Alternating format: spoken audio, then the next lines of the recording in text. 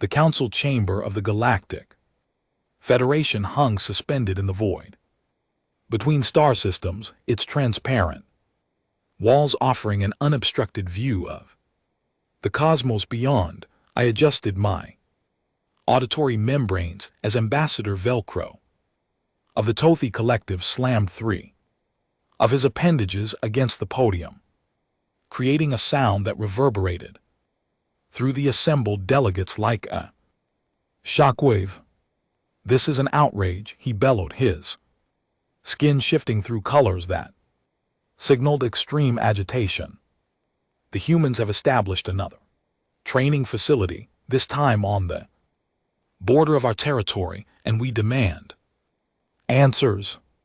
I, Commander Thessa Vaughn of the Archival Defense Network, watched from my seat in the upper gallery, mandibles clicking in. What my human colleagues had taught me was the equivalent of a suppressed laugh. 3 cycles. It had taken only 3 cycles since humanity joined the Federation for this inevitable confrontation to occur. I had warned them. Oh, how I had warned them all. High Chancellor Morvex, his bulk filling the central decisive claw for silence. The murmuring throughout the chamber died to a whisper. "Ambassador," he rumbled, "the humans have violated no treaties.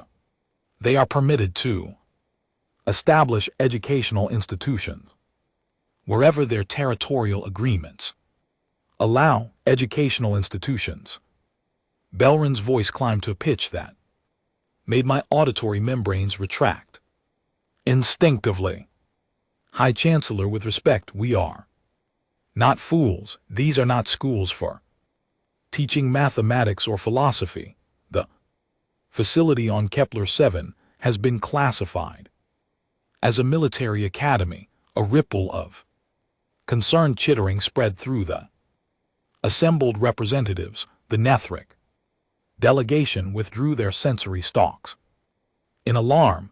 Even the usually stoic Praxian observers seemed to lean forward with interest. I felt a tap on my shoulder, plating, and turned to find Captain Marcus Reeves standing behind me, his primate face arranged in that peculiar expression humans called a smile. "Enjoying the show?" he asked quietly, sliding into the seat beside me. "Your species has a remarkable talent for causing panic," I whispered back, keeping my voice modulator set to its lowest setting. 3 cycles, Marcus, 3 cycles. Before someone noticed. "Someone always notices," he replied with a shrug that seemed entirely too casual, given the circumstances. "The question is whether they understand what they are seeing down on the floor." Velcrin was building momentum, his tentacles gesturing wildly. "We demand full disclosure. What are the humans training their young to do in the semis? What weapons are they teaching them to use? What tactics are they learning?" High Chancellor Morvex turned his great head toward the human delegation's box. "Ambassador Leu, perhaps you would care to address the Council's concerns." Ambassador Catherine Leu stood with the kind of grace I had learned to associate with human confidence. She was a small woman by human standards, barely reaching the chest plating of most species in the Federation, but there was something in her bearing that made others step back. When she entered a room, I had seen her negotiate trade agreements that left species with centuries more experience wondering what had just happened. "High Chancellor, members of the Council," she began, her voice carrying clearly through the chamber, "the Tothi Collective's concerns are noted and understood. However, I must clarify a fundamental misunderstanding about the nature of our training means." "Misunderstanding?" Velrin interrupted. "We have intelligence reports, surveillance data. Your facilities are equipped with weapons ranges, combat simulation, chambers, and what your people call obstacle courses that would kill most species attempting them. Catherine's expression did not change. Ambassador Velkrin, may I ask you a question? When the Tothai send their youth to your warrior lodges, do you consider this threat to neighboring systems? Velkrin's skin flushed a deep purple. That is entirely different. The warrior lodges teach honor, discipline, and the traditions of our people. They do not train soldiers. And yet, Catherine continued smoothly, your warrior lodge graduate staff 90% of your military's command structure. Curious coincidence, wouldn't you say? I heard Marcus chuckle beside me. She's got him, he murmured. The High Chancellor raised his claw again. Ambassador Lau, please address the specific concern. What exactly are humans being trained to do at the semis? Catherine took a moment, her eyes scanning the assembled delegates with an intensity that made several of them shift uncomfortably. When she spoke again, her voice had lost its diplomatic smoothness, replaced by something harder, something that sent a chill through my thermal regulation system. The Academy trains humans, she said simply. That is all. The silence that followed was profound. That tells us nothing, Velkrin protested. On the contrary, Catherine replied, it tells you everything you need to know. You asked which humans are trained at these facilities. The answer is any human who wishes to attend and meets our standards. You asked what they learn. They learn to be human. This is deliberate obfuscation. Velker was practically vibrating with frustration. Now we demand specifics. What weapon systems? What combat doctrines? What are you preparing them for the first time since standing? Catherine's expression shifted. The diplomatic mask slipped just for a moment, and what I saw beneath made my primary heart skip a beat. It was not anger, not quite. It was something colder, more ancient, something that had looked out from human eyes long before they reached the stars. You want specifics, Ambassador? She asked quietly. Very well, let me tell you about the Academy. The chamber had gone so quiet I could hear the environmental systems humming in the walls. The Academy does not teach weapon systems, Catherine began. Any human with basic education can learn to operate a pulse rifle or pilot a combat shuttle. Those are skills, Ambassador, and skills are easy. The Academy teaches something far more fundamental, which is High Chancellor Morvax prompted.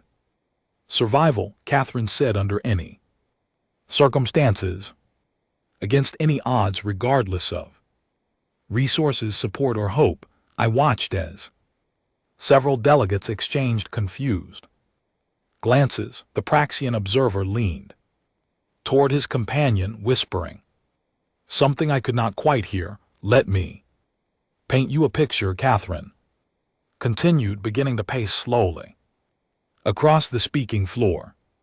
A human child enters the Academy at 16 standard years.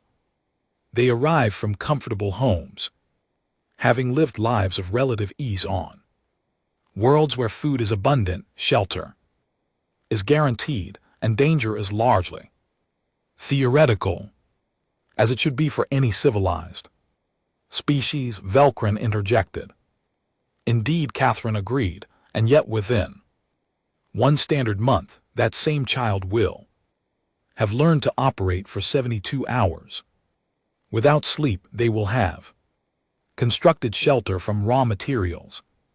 In hostile environments, they will have navigated terrain that would break the spirits of seasoned warriors from a dozen species. They will have been cold, hungry, exhausted, and afraid, and they will have continued.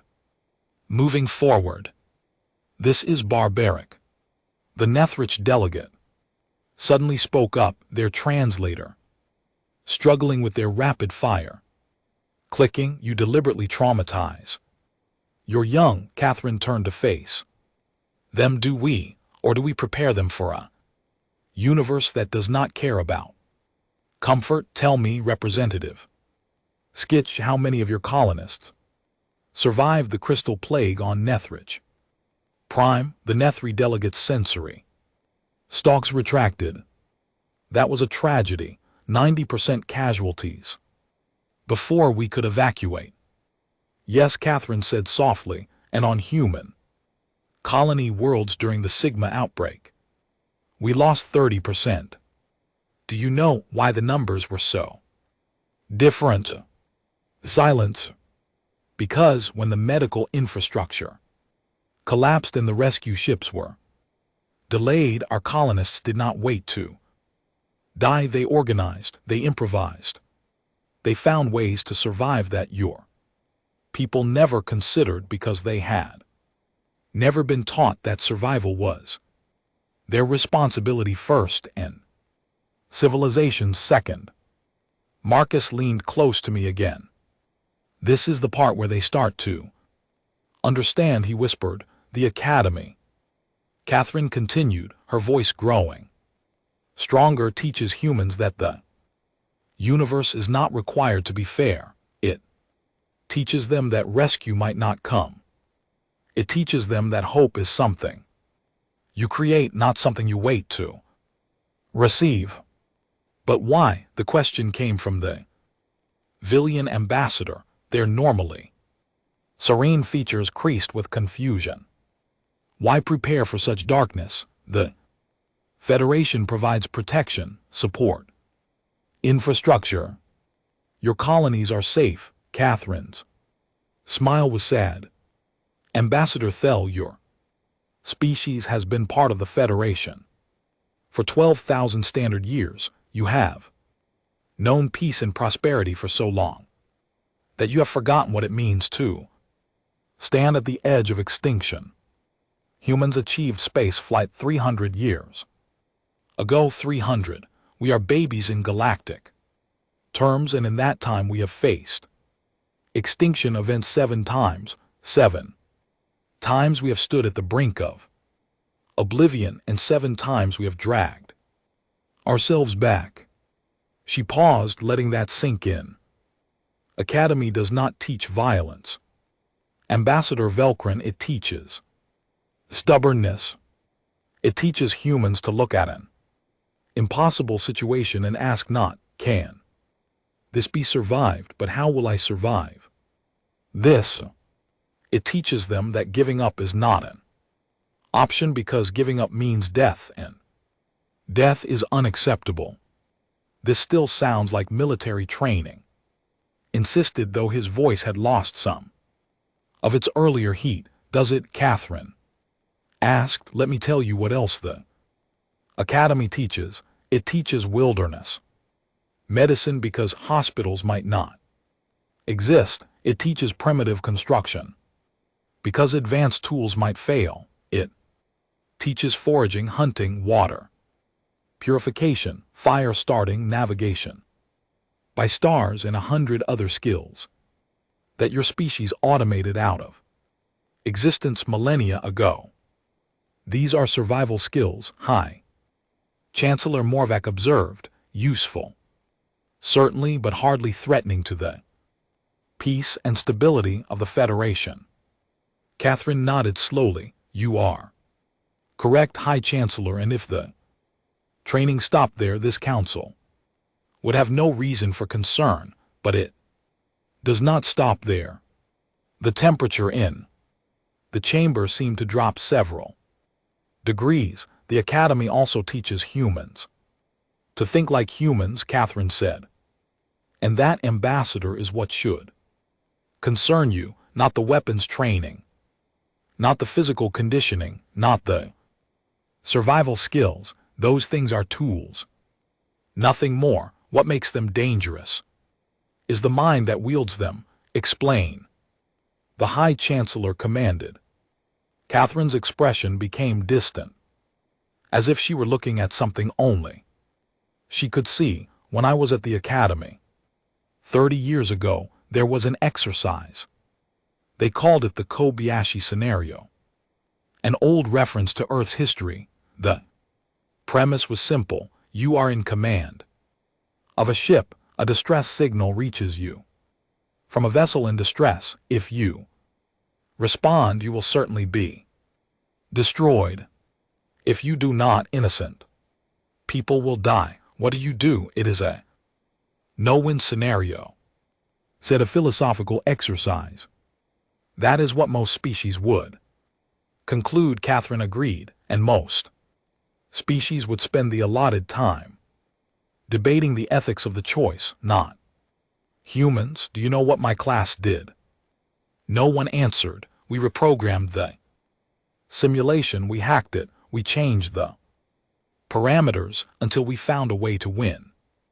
And when the instructors discovered what we had done and attempted to discipline us, we argued that they had never explicitly forbidden it. The rules did not say we could not change the scenario, only that we had to resolve it. I heard Marcus laughing quietly beside me. Classic, he muttered. This is cheating, Velcrin protested.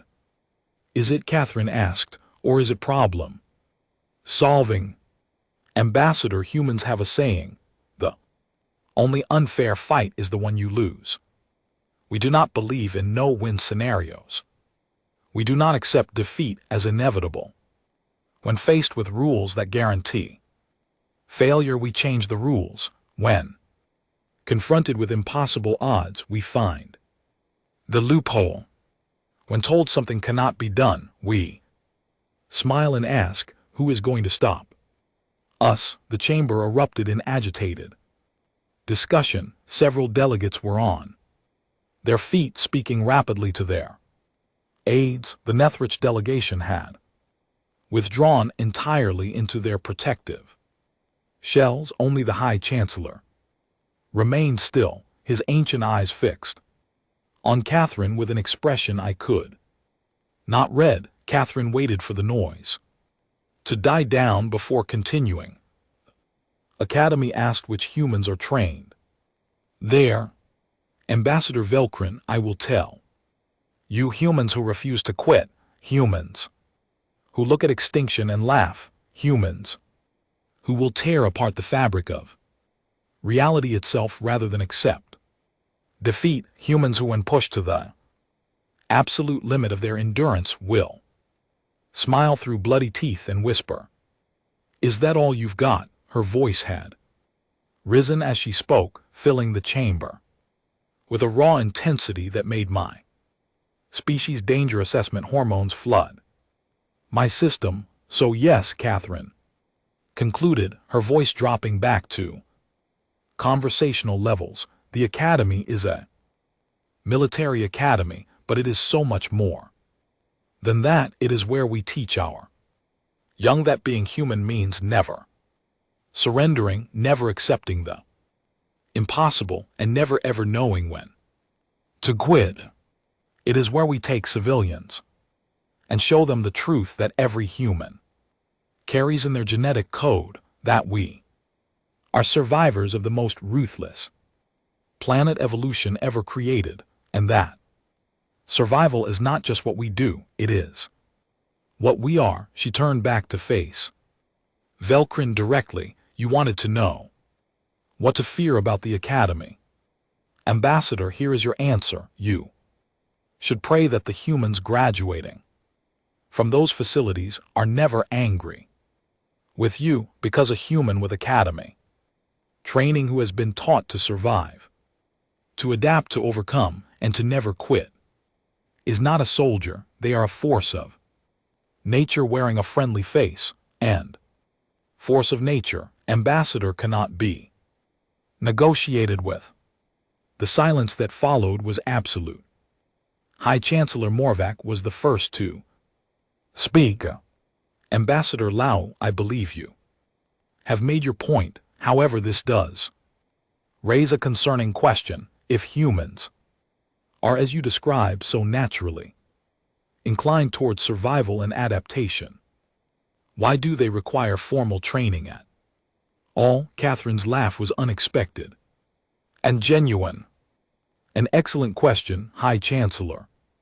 The answer is simple: because humans forget we live in your beautiful Federation with its peace and prosperity, and we start to believe that this is normal. We forget that the universe does not care about us. We forget that extinction is always one cosmic accident away. We forget that everything we have built can disappear in a heartbeat. She gestured toward the viewing ports where stars burned in the eternal darkness. The Academy exists to remind us to keep that knowledge alive, because the moment humanity forgets how to survive is the moment we stop being human. Marcus stood, suddenly moving to the railing of our gallery. Ambassador Leu, he called down.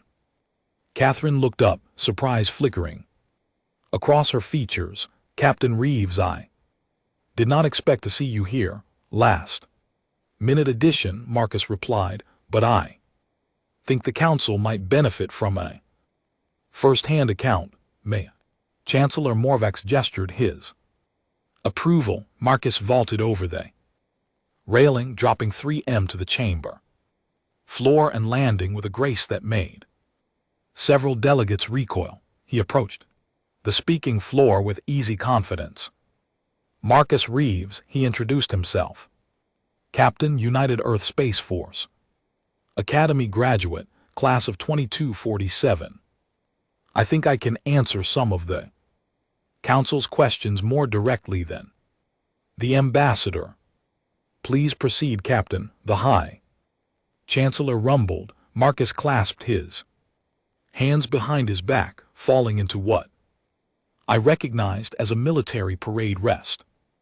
I spent 4 years at the Academy on Kepler 7. I can tell you exactly what they taught me. First year they taught me how to die. The chamber erupted in shocked exclamations.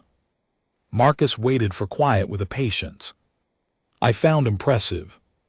I know how that sounds, he continued, but it is accurate. They put us in situations where death was the most likely outcome and taught us to accept it, not welcome it, not embrace it, but accept that it might happen and keep functioning anyway.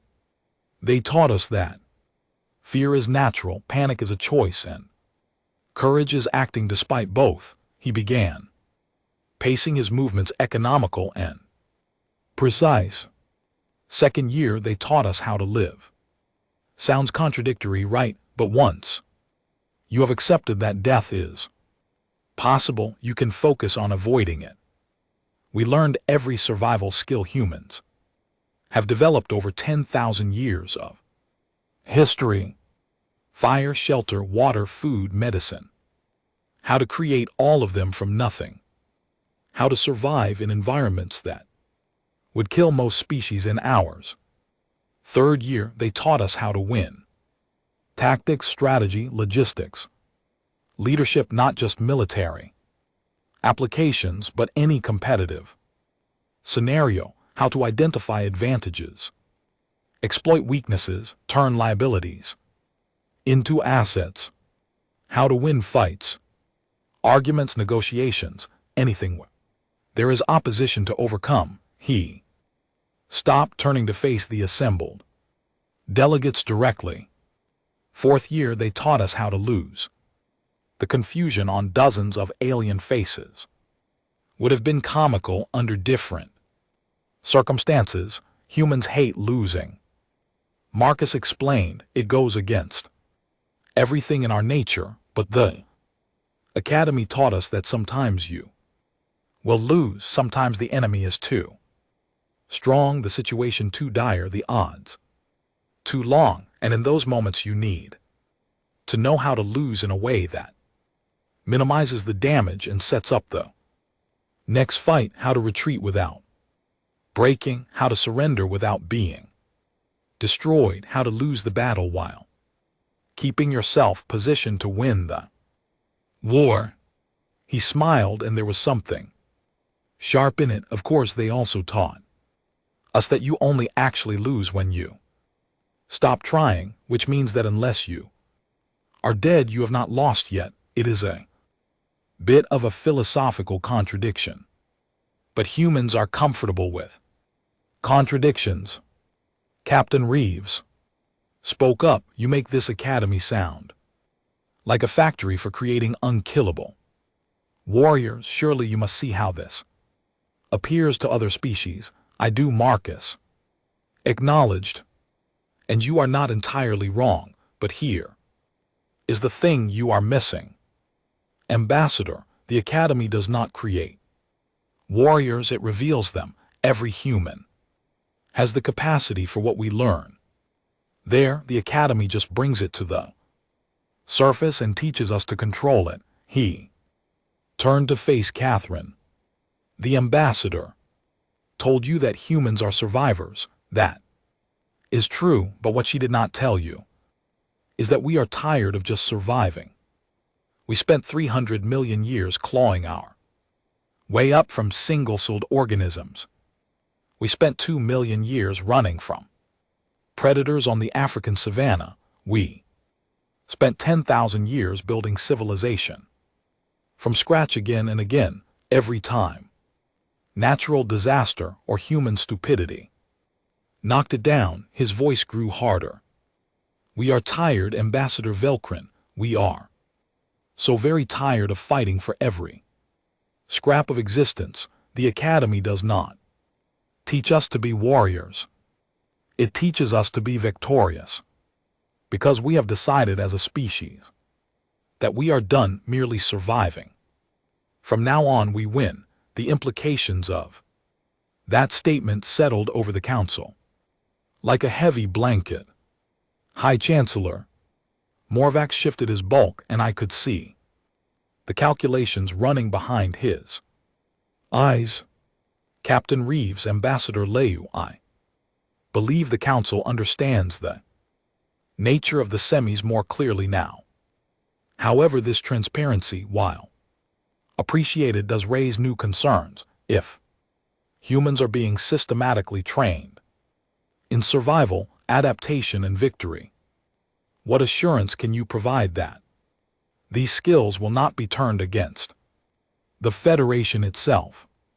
Catherine and Marcus exchanged a glance, some silent communication passing between them. Catherine stepped forward. High Chancellor, members of the Council, she began, I cannot provide absolute assurance. No one can. Humans are individuals with free will, and some might choose destructive paths, but I can tell you this. The Academy teaches one more lesson above all others. She paused, ensuring she had everyone's attention. It teaches humans that we are stronger together than apart, that cooperation achieves more than competition, that the only way to truly win is to ensure everyone wins. Because humans learned long before we reached the stars that the greatest threats we face are not other species, not hostile environments, not even death itself. The greatest threat is isolation, being cut off, alone. Her voice softened. That is the final lesson of the Academy. After they have broken us down and built us back up, after they have taught us to survive anything and overcome everything, they teach us that none of it matters if we stand alone. They teach us that strength is meaningless without community, that survival is pointless without purpose, and that victory rings hollow unless it is shared. Marcus nodded. The Academy's motto is no one left behind, not no human left behind, just no one, because at the end of the day, when everything has gone wrong and the universe is trying to kill You species does not matter, honor does not matter, politics does not matter. The only thing that matters is that you help the person next to you and they help you, and together you survive one more day. I felt something shift in my understanding, a piece of the puzzle clicking into place. This was not a threat, this was an invitation. Catherine seemed to sense the change in mood. The Academy is open to any Federation member who meets the physical and mental requirements, she said. We have had 3 Praxians graduate, 5 Nethric, even 1 brave Tauri, though they found the experience extremely challenging. Belrin's skin flushed several different colors in rapid succession. You are training other species in your methods. We are sharing what we have learned, Catherine corrected, teaching others how to survive when all hope seems lost, how to adapt when change seems impossible, how to win when defeat seems certain. These are not secrets to be hoarded. They are skills to be shared. But why? The brilliant ambassador asked. What do humans gain from training potential rivals? Marcus laughed outright at that. Ambassador Thel, humans learned something important about rivals. The best way to defeat an enemy is to make them a friend, and the best way to make a friend is to help them when they need it most. If we teach you to survive, to adapt, to overcome, then when the universe inevitably throws something terrible at all of us, you will know how to fight back, and we will fight better together than we ever could apart. Catherine nodded. That is the true purpose of the Academy, not to create human warriors, but to create Federation survivors, to ensure that when the next extinction level event comes, and High Chancellor, it will come, we are all ready to face it together. The High Chancellor was silent for a long moment, his massive frame utterly still. Finally he spoke. Ambassador Leu, Captain Reeves, thank you for your candor. I believe the Council has much to discuss. This session is adjourned. As the delegates began to file out, I made my way down to the chamber floor where Marcus and Catherine stood in quiet conversation. They looked up as I approached. Commander Vaughn, Catherine greeted me with a warm smile. I trust we did not bore you too terribly with our speeches. On the contrary, I replied, my mandibles clicking in amusement. I found it highly educational, though I suspect you both practiced those responses extensively. Marcus grinned. What gave us away? Way you traded off seamlessly, the perfectly timed pauses, the coordinated emotional crescendos. It was a performance, and a good one. Guilty, Catherine admitted. But everything we said was true. The Academy is exactly what we described. I know, I said. I visited Kepler 7 last cycle. I observed the training firsthand. I wrote a report. Oh, Marcus raised an eyebrow. What did you report? Conclude. I considered my next words carefully. It concluded that humans are either the bravest or most insane species in the galaxy, possibly both, and that if we are fortunate enough to have them as allies rather than enemies, we should do everything in our power to keep it that way. Catherine's expression grew serious. Did you include that in your official report? No, I admitted. I filed a report stating that human training methods, while extreme by Federation standards, appear effective and pose no immediate threat. My personal conclusions I kept to myself. Until now, Marcus observed. Until now, I agreed, because I think you both should know that not everyone on the Council is concerned about the Academy, some of us are considering sending our own children there. Catherine blinked in surprise. You would trust us with your offspring? The question is not about trust, I said. The question is about survival. My people have been part of the Federation.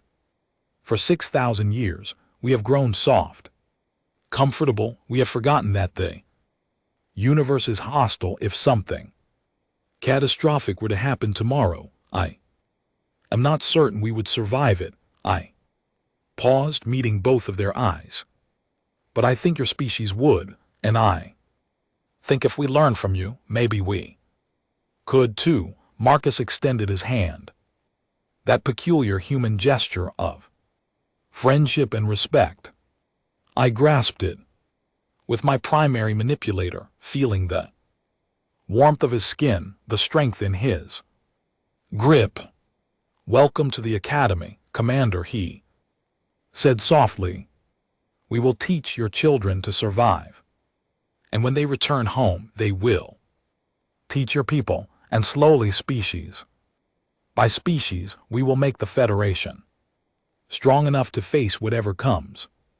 Next, Catherine added her hand to our joined grips. Together, she said. Together, I repeated, and as I stood there in that empty council chamber, my hand joined with two humans who had just terrified an entire government body with nothing but words. I felt something I had not felt in a long time. Hope, not the passive hope of wishing for good fortune, but the active hope of knowing that when darkness came, we would be ready to meet it. Because humans had taught us that hope was not something you waited to receive. It was something you created with your own hands through your own efforts by refusing to surrender even when the universe itself demanded it. The emergency session of the Galactic Council reconvened 6 hours after the Kelvar 7 incident. Ambassador Kelith had spent those hours reviewing battle footage, reading reports, and slowly accepting a reality she had desperately wanted to deny. The humans were not simply militaristic, they were exceptionally, terrifyingly good at warfare. But she was Vraxen, and Vraxen did not surrender arguments easily. The chamber filled quickly, delegates taking their positions with unusual speed. Casual conversations that typically preceded formal sessions were absent. Everyone had seen the footage. Everyone understood that the discussion about human military capabilities was no longer theoretical. Victoria Reeves and her delegation entered last, looking no different than they had that morning. Colonel Singh had returned, taking her seat with the same quiet professionalism she had displayed before. If any of them felt triumphant about the battle, they hid it perfectly. The speaker called the session to order.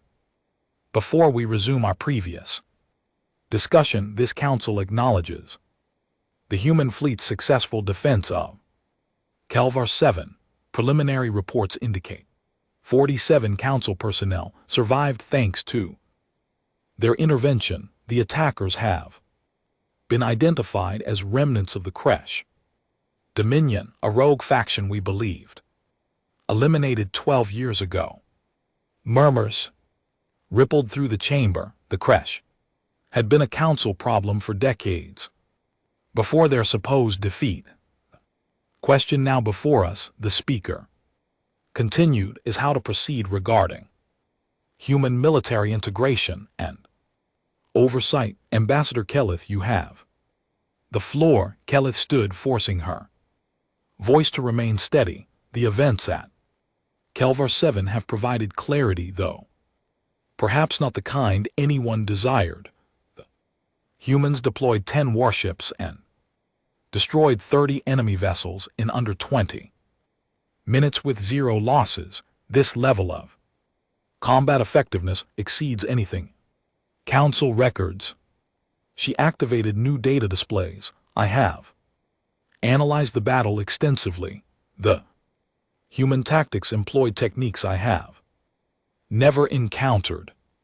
Their weapon systems demonstrate technology we did not know they possessed. Their coordination suggests communication networks far more sophisticated than our own, and most concerning, their casualty aversion indicates a value system that prioritizes individual life to an extraordinary degree. A Quilmer delegate raised a tentacle. Forgive my confusion, Ambassador, but how is valuing life concerning? Kell's three eyes fixed on the delegate. Because it means they train their warriors to win without dying. Think carefully about what that implies. Most military doctrines accept acceptable losses. The humans appear to reject that entire concept. They fight to preserve their own while destroying the enemy. This is not normal combat thinking. Sounds rather admirable, actually, the Thormac counselor observed. Admirable until you consider the logic.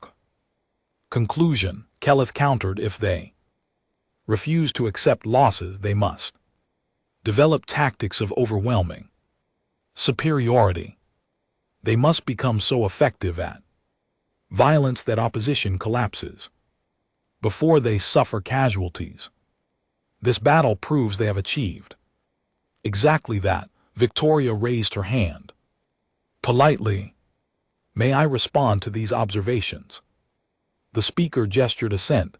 Ambassador, Kelleth is partially correct in her analysis, Victoria said, standing. We do indeed train our personnel to prioritize force preservation, but she mistakes the cause. We do not seek overwhelming superiority out of aggression. We seek it because every person in uniform is someone's child, someone's parent, someone's friend.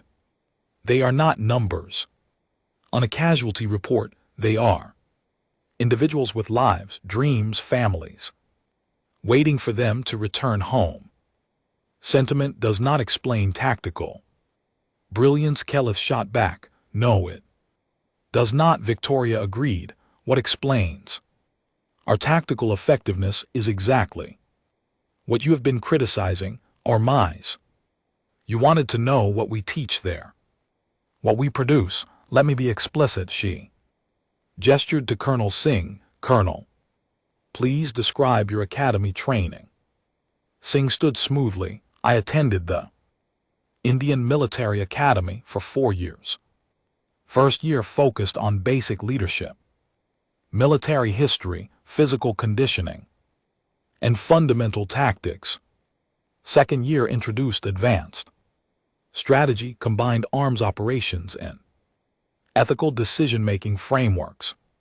Third year covered specialized warfare, diplomatic negotiation, and cultural understanding.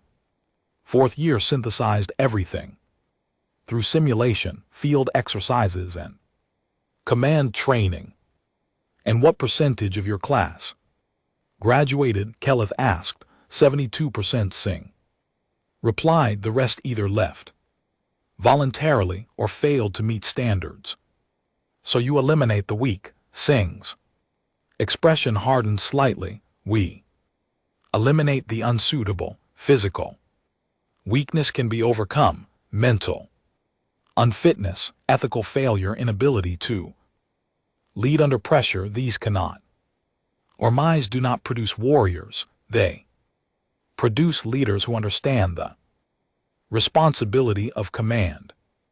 Another human delegate, an older man named Thomas Garrett, spoke up. If I may add perspective, I graduated from the Naval Academy 38 years ago. My class began with 1,200 candidates. 317 graduated. Of those, I am one of 40 still serving. The MIs have high standards because the cost of failure is measured in lives. Kelleth paced before The assembly, her frustration evident. You speak of standards, of ethics, of responsibility. But the footage from Kelvar 7 shows ruthless efficiency. Your captain Marks destroyed those ships without hesitation, without mercy, without hesitation. Yes, Victoria said, without mercy. No, mercy would have been allowing them to withdraw after they opened fire on a civilian station. Mercy would have been permitting them to escape and attack again elsewhere. What you call ruthlessness, we call professionalism. They made a choice to attack innocents. Captain Marks made a choice to stop them permanently. The Heptarch observer pulsed. Thoughtfully, this one perceives the root of Ambassador Kelleth's concern. The humans are efficient at violence.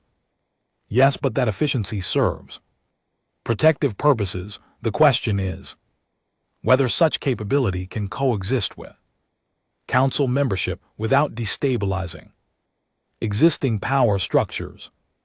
Victoria said softly, now we approach honesty. This was never truly about Ormais or our training methods. This is about the Vraxan Empire discovering that humans can fight better than they can, and Ambassador Kelleth fearing what that means for Vraxan dominance. Kelleth's skin flushed deep purple. How dare you suggest? I suggest nothing. Victoria interrupted, her voice hardening. I state fact.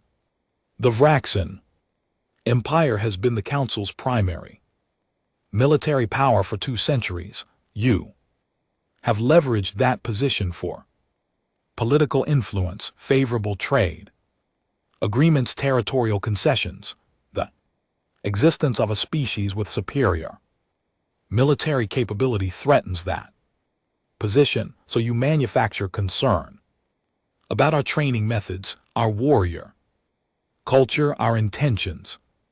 The chamber erupted again, but clears throat, this time the speaker let it run for a moment before calling for order. Ambassador Reeves, the speaker said carefully, you make serious accusations. I make observations based on evidence. Victoria replied, 3 months ago the Vraxan delegation opposed human membership on the Council Security Committee. 2 months ago they blocked our application for expanded trade routes. Last month they argued against human participation in the Frontier Development Initiative, every position designed to limit human influence. Couched in concerns about our inexperience or aggressive tendencies. And now this formal challenge to our military institutions. Kel fought to control her voice.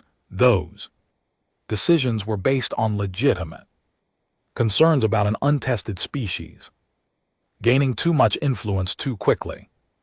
Were they? Marcus Holt activated his data pad. Because I have communication intercepts legally obtained through open channels showing Vraxan diplomats explicitly discussing strategies to contain human expansion. Quote, we cannot allow this species to establish par with the Empire. Their technological advancement rate threatens our position.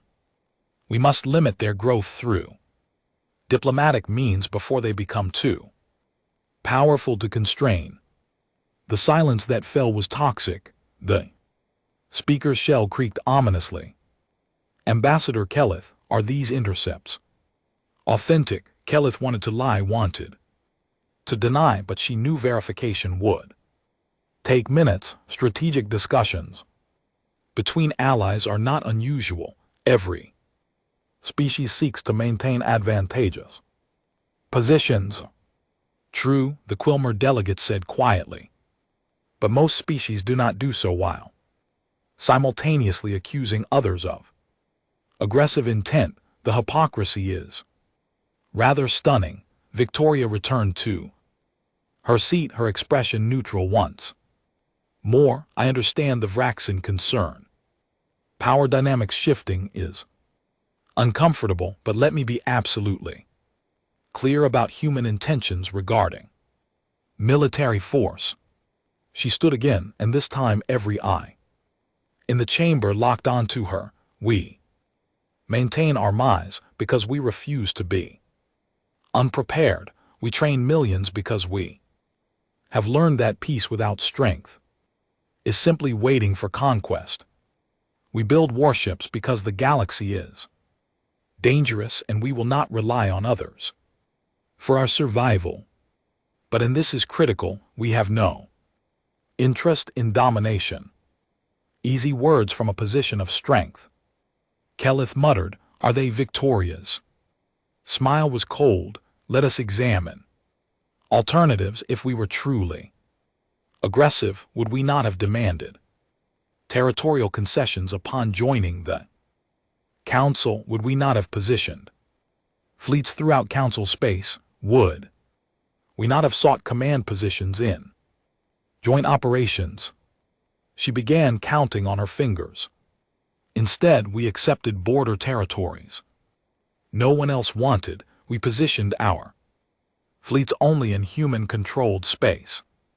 We volunteered for support roles rather than demanding command, and when Kelvar 7 called for help, we responded not because it served our interests, but because people were dying and we had the capability to save them. The Thormac counselor spoke thoughtfully. The human argument has merit. Their actions do not match their supposed aggressive nature. Actions can be deceiving, Keleth argued. They play a long game building trust before revealing true intentions. Colonel Singh laughed, actually laughed, a sound so unexpected that several delegates startled. "Forgive me, Ambassador, but if we were playing a long game of deception, would we really maintain such obvious military strength? Would we not hide our capabilities, pretend weakness, lull you into complacency before striking? Your theory requires us to be simultaneously clever enough to fool the entire council and stupid enough to advertise our military superiority. Which is it?" Keleth had no response. Thomas Garrett cleared his throat. "Perhaps I can offer perspective that might ease concerns. I mentioned that only 40 of my academy class remain in service. Would you like to know where the rest went when no one objected?" He continued. 27 are civilian government officials, 41 work in private industry, mostly engineering and logistics, 18 became teachers, 94 are in medical fields, 37 work in scientific research. The rest pursued various civilian careers or MIS trained leaders. Ambassador Keleth, some lead in military context, but many lead elsewhere. The MIS teach problem solving, ethical reasoning, stress management, teamwork, and analytical thinking, Singh added. These skills apply to any career. Yes, we teach warfare, but we teach it as one tool among many, and we emphasize that it is the last resort, not the first. The speaker tapped his staff thoughtfully. This council has heard arguments from both sides. The question remains what action, if any, to take regarding human military institutions. Ambassador Keleth, what specific proposal do you make? Keleth hesitated. The battle at Kelvar 7 had destroyed her. Stronger arguments. She could no longer credibly claim humans were dangerously incompetent or recklessly aggressive. But she could not simply abandon her position without losing face. "I propose a compromise," she said. "Finally, the humans may maintain thermies and military forces without council oversight. In exchange, they agree to limitations on fleet deployment in council space and accept restrictions on military technology sharing with Other species, Victoria's eyebrow arched, so we provide military assistance when needed but accept permanent second-class status regarding force projection and technology. Interesting definition of compromise. It acknowledges both council security concerns and human capabilities. Kelleth argued it acknowledges Vraxan concern about losing military dominance. Marcus countered, if our technology is so dangerous, why does the Empire want to ensure no one else can access it? If our deployment is so threatening, why only restrict it in council space? We could mass forces in human territory just as easily. The Heptarch observer pulsed. Again, this one suggests an alternative. The humans have demonstrated capability and restraint. Perhaps the solution is integration rather than restriction. Invite human officers to teach at council military institutions. Request human participation in joint defense planning. Create frameworks for cooperation rather than competition. Several delegates murmured approval. Kelleth felt control slipping further. The Heptarch proposal has merit, but it does not address the fundamental concern. Human military philosophy differs drastically from council norms.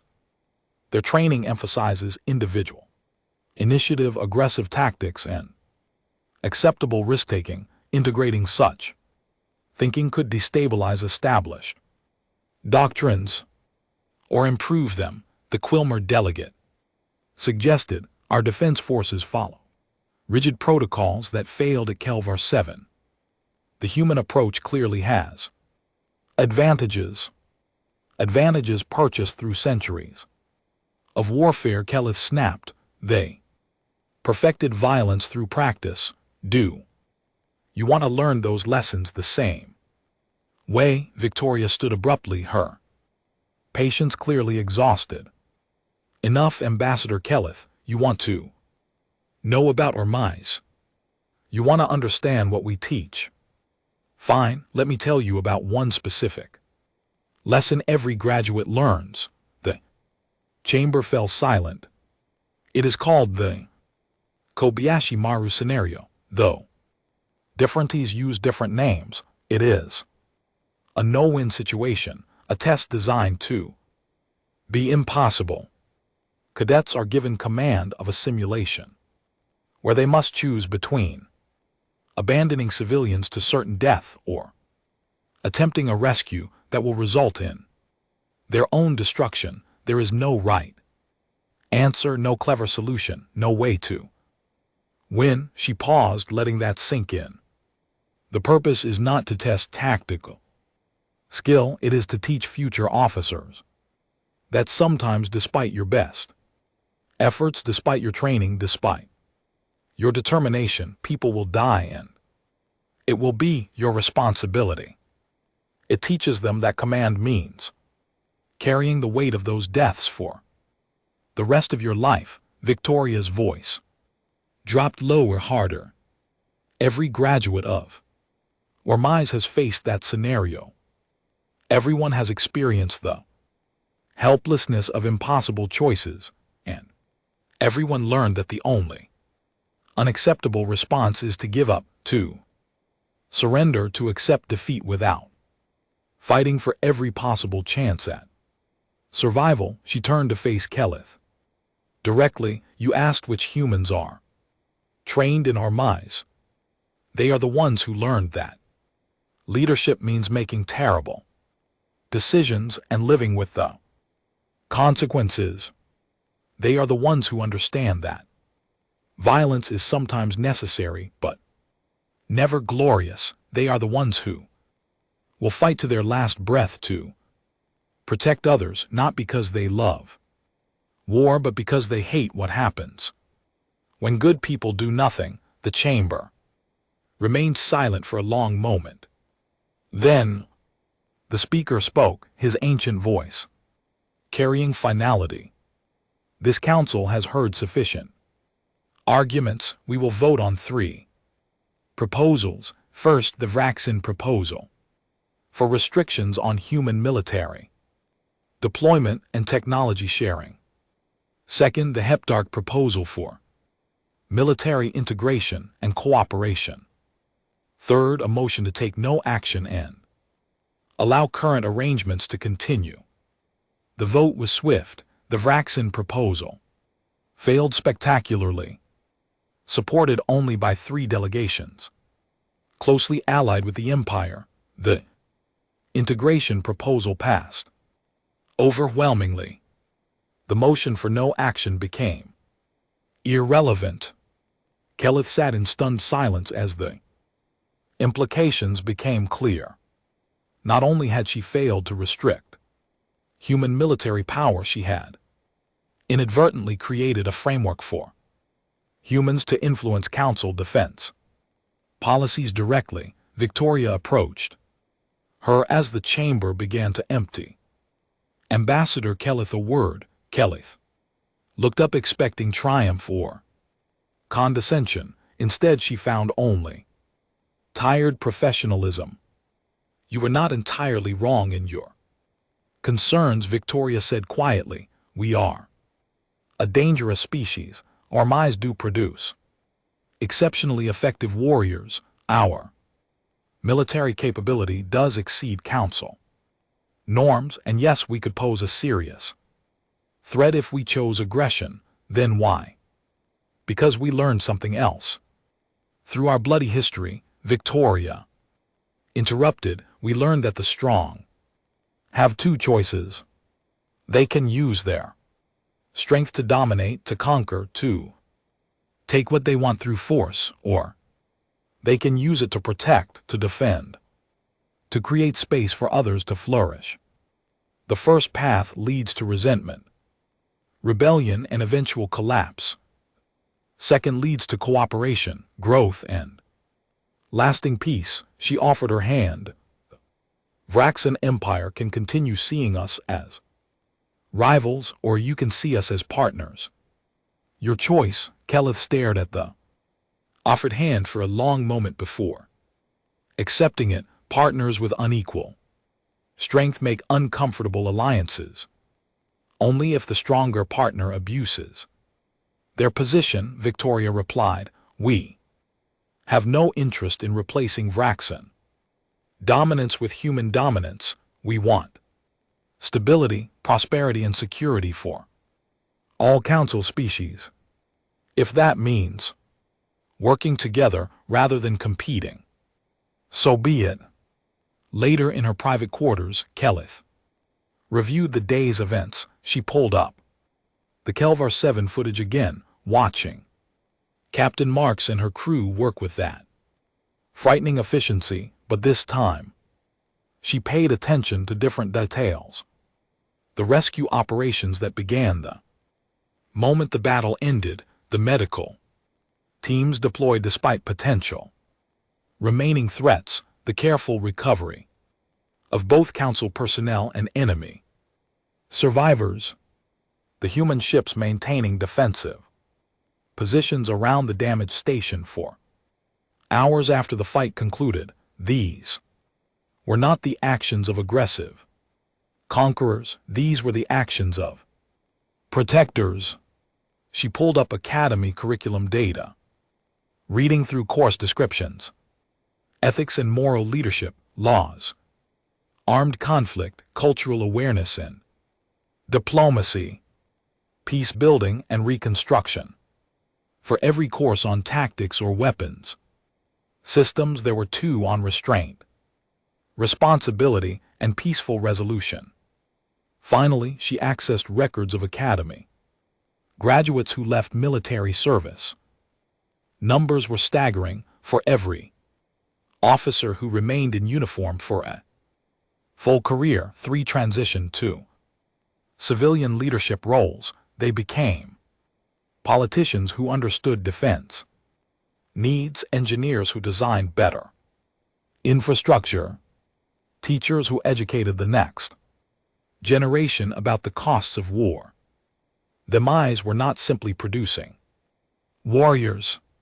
They were producing leaders who understood both the necessity and the horror of violence, who could fight when needed but preferred not to, who saw military power as a tool for peace rather than conquest. Kelith drafted a private message to the Vraxen High Command. Her report was frank, blunt, and likely to be unpopular. The humans were not a threat to be contained. They were an ally to be cultivated. Their military strength could serve Council interests if properly integrated. Attempting to limit or control them would only create the adversarial relationship everyone claimed to fear. She sent the message and sat back, knowing her political career might not survive such a reversal, but she was. Vraxen and Vraxen faced reality, however. Uncomfortable. 3 weeks later, the first human instructors arrived at the Vraxen Military Institute. They were academy graduates carefully selected for their combination of combat experience and teaching ability. Their integration into the curriculum was rocky at first, their methods clashing with established traditions, but within a year Vraxen tactical performance improved measurably. Within 2 years, other Council species requested similar exchanges. Within 5 years, joint human and Council forces were operating throughout the frontier, their combined capabilities exceeding what either could accomplish alone, and through it all the humanmies continued their work, training leaders, teaching restraint, preparing warriors who understood that true strength meant knowing when not to fight. Ambassador Kelith eventually visited West Point during a diplomatic exchange. She watched young humans barely past adolescence, learning to lead, to think, to question, to understand the weight of command. She attended a lecture on military ethics where the instructor spent an hour discussing a historical battle, not in terms of tactical brilliance, but in terms of civilian casualties and whether the objective had justified the cost. She asked one young cadet what he hoped to accomplish after graduation. His answer was simple: I want to serve my species and the Council. I want to protect people who cannot protect themselves, and I hope I never have to fire a weapon in anger. But if I do, I want to be skilled enough that the fight ends quickly with minimum casualties on all sides.